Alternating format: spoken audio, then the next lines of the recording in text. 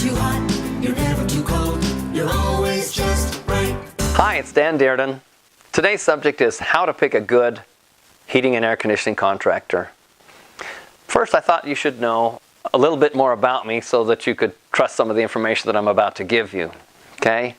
Well, to start off with, I am a graduate from the Utah Valley University Heating and Air Conditioning program.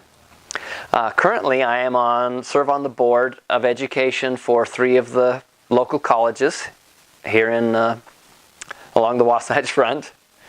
Also, I've authored some guides about how to perform heating and air conditioning. Over the years, I've worked for 8 different heating and air conditioning companies. Also, I've worked for a manufacturer as a technical rep for a manufacturer. And essentially, I've got just about every single HVAC certification there is to be had. A little bit of a background about me.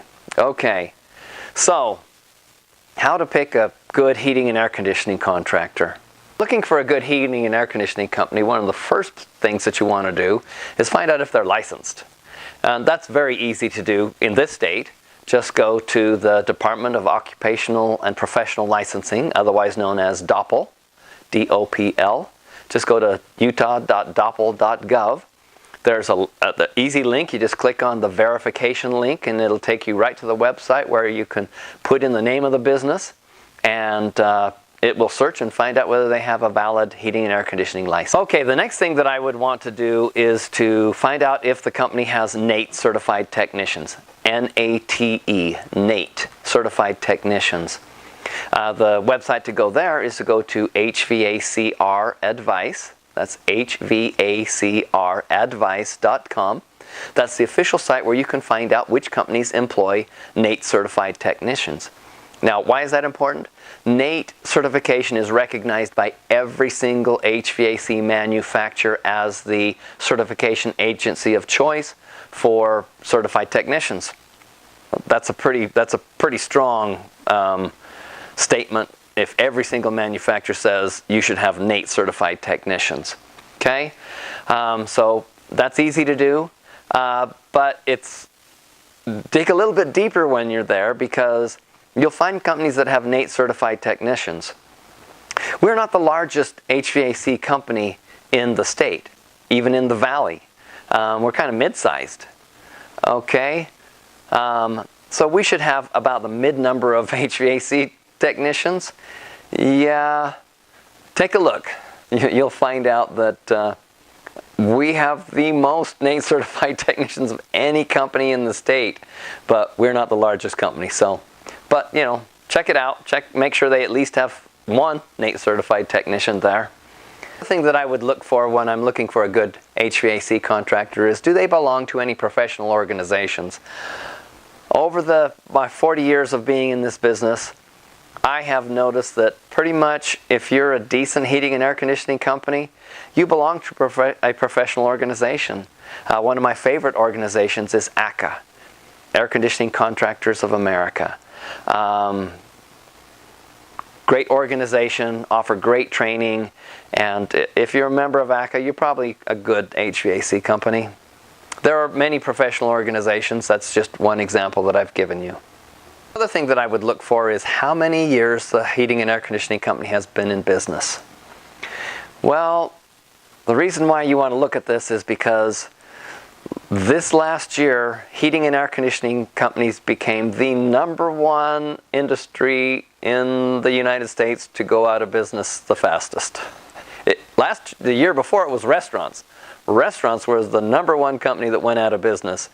Well, HVAC companies have taken that glorious spot of the #1 industry that goes out of business the fastest every year.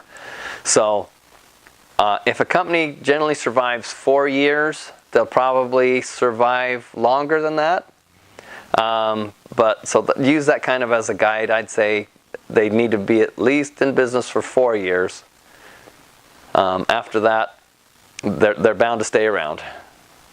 And so if you've installed a product that's going to last 20 years, you'd like somebody there to service it for the next 20 years. Another good source of finding a good heating and air conditioning contractor is, of course, online reviews. Great way to read the reviews, look at the bad reviews and the good reviews, and you can just kind of get a good feel for how good the company treats their customers. Be smart about it though, because there are ways to enhance your review status online, and so don't just go to one review site. Go to Google, go to Yelp, go to Angie's List, Facebook. Go to all the different sites and look for consistency, because it's hard to enhance every single review site, and so they should have consistent good reviews, and the bad reviews, read them and find out what happened, because often you'll be able to read between the lines and find out, well, it might not be a bad company, it might be a bad customer.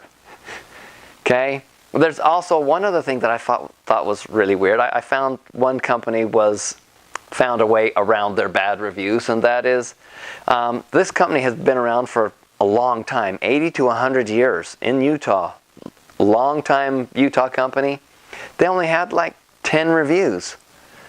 How do you do that? Well, it's pretty simple. You just shut down that website and start a new one. And so then you can get rid of all of your bad reviews.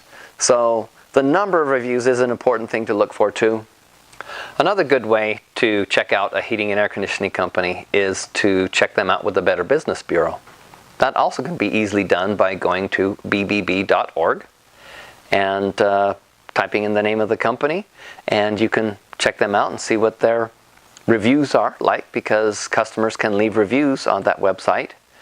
And the Better Business Bureau has a rating system of their own. You just need to be a little bit cautious about that, because to have an A+ rating with the Better Business Bureau, it doesn't matter how many complaints you've had, it just matters whether the complaints were resolved or not. And so it's a good indicator of how good of a company is by how many complaints they've had. So don't just look at their rating, find out how many complaints they've had, and you can actually go and look at the complaints and find out what they were and see if they were really, you can tell whether it was a customer issue or whether it was a company issue. So check them out at the bbb.org.